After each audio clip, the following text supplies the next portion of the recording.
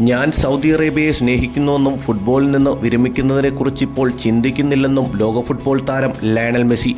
Big time എന്ന Saudi broadcast ചാനലിൽ പ്രമുഖ ഈജിപ്ഷ്യൻ മാധ്യമപ്രവർത്തകനായ അമ്ര ലദീബിന്റെ അഭിമുഖ പരിപാടിയിലാണ് അർജന്റീൻ ഇതിഹാസം മനസ്സ് തുറന്നത്.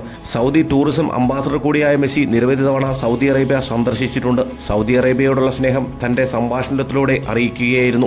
സൗദിയിൽ വരുമ്പോഴെല്ലാം എനിക്ക് ലഭിക്കുന്ന സ്നേഹത്തിനും എല്ലാവരോടും നന്ദി പറയുന്നു. വീണ്ടും സൗദി സന്ദർശിക്കാൻ ഞാൻ ആഗ്രഹിക്കുന്നു. നിങ്ങളുടെ രാജ്യത്ത്, നിങ്ങളുടെ സംസ്കാരത്തിൽ, നിങ്ങളുടെ അതുല്യമായ സ്ഥലത്ത് ഞാൻ കണ്ടതെന്തോ അതിൽ ഞാൻ സന്തുഷ്ടനാണ്. നിങ്ങളുടെ ഊഷ്മളമായ സ്വീകരണത്തിനും സ്നേഹത്തിനും ഞാൻ എപ്പോഴും നന്ദി പറയുന്നു. ഈ സ്നേഹമെല്ലാം ആസ്വദിക്കുന്നത് തുടരും. സൗദി അറേബ്യയിൽ വന്ന് ഇന്റർ മിയാമിക്കൊപ്പം വീണ്ടും കളിക്കാനായി കാത്തിരിക്കുന്നു.